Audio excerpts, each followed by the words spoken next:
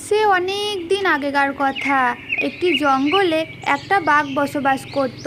আর বাঘের বন্ধু ছিল শিয়াল। কিন্তু বাঘের তেমন বুদ্ধি ছিল না। কিন্তু বাঘের বন্ধু শিয়ালের অনেক বুদ্ধি ছিল। তারা দুজনে মিলে প্রত্যেক দিন জঙ্গলে শিকার করতে যেত। এইদিকে বাঘের শক্তি বেশি থাকার জন্য বাঘ অনেক অনেক শিকার করতে পারত। আর অন্যদিকে শিয়ালের গায়ে শক্তি না থাকার জন্য শিয়াল তেমন একটা শিকার করতে পারত না। আর এটা নিয়ে শিয়ালের অনেক মন খারাপ ছিল।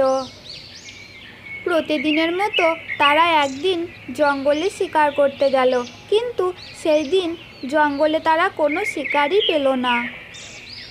তখন বাঘ বলল, কি রে, আজকে তো আমরা কোনো শিকারই পেলাম না। তাহলে কি আজকে না খেয়ে থাকতে হবে নাকি? তোর তো অনেক বুদ্ধি শিয়াল, তুই কিছু একটা বের করে একটা শিকার খোঁজ। ঠিক আছে বাঘ মামা, তোমাকে অত চিন্তা করতে হবে না। আমি ঠিক তোমার জন্য শিকার নিয়ে আসব, কিন্তু আমি যেটা বলবো তোমাকে সেটাই করতে হবে। এখন চলো আমার সাথে। এরপর শিয়াল বাঘকে নিয়ে গেল একটি বড় গাছের সামনে এবং সেখানে গিয়ে শিয়াল বাঘকে বলল, শোনো বাঘ মামা, তুমি এই গাছের ডালে উঠে বসে থাকো। আমি তোমার জন্য শিকার আনার চেষ্টা করছি। কিন্তু আমাকে এই গাছের ডালের উপরে উঠে বসে থাকতে হবে কেন? তুমি গাছের ডালে বসে থাকবে আর আমি এইদিকে শিকার তাড়িয়ে আনবো, আর তুমি সেই শিকারটিকে ঝপ করে শিকার করে নেবে। বাঘ শিয়ালের কথা মতো গাছের উপরে চেপে বসে থাকলো।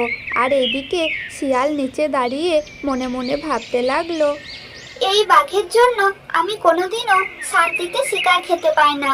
আজকে এই বাঘকে বোকা বানিয়ে আমি শান্তিতে শিকার খাবো। শিয়াল তখন সেখান থেকে চলে যায় এবং বাঘ গাছের উপরে বসে বসে অপেক্ষা করতে থাকে। দেখতে দেখতে বেশ কিছুক্ষণ কেটে যায়, কিন্তু শিয়ালের দেখা নাই। তখন বাঘ বসে বসে ভাবতে থাকে, শিয়াল হয়তো অনেক দূর থেকে শিকার তাড়িয়ে আনছে, তাই এত দেরি হচ্ছে। আমি বরঞ্চ আর একটু অপেক্ষা করি, হয়তো শিয়াল অনেক শিকার নিয়ে আসবে। অন্যদিকে শিয়াল জঙ্গলের সব শিকার খেয়ে আরামে ঘুমাচ্ছিল। সন্ধ্যা নেমে আসে আর এদিকে বাঘ বুঝতে পারে যে শিয়াল তাকে ঠকিয়েছে। বন্ধুরা, এই গল্পটি তোমাদের কেমন লাগলো? যদি ভালো লাগে তাহলে অবশ্যই চ্যানেলটাকে একটি সাবস্ক্রাইব করে দেবে এবং একটি লাইক করে দেবে। ধন্যবাদ সকলকে।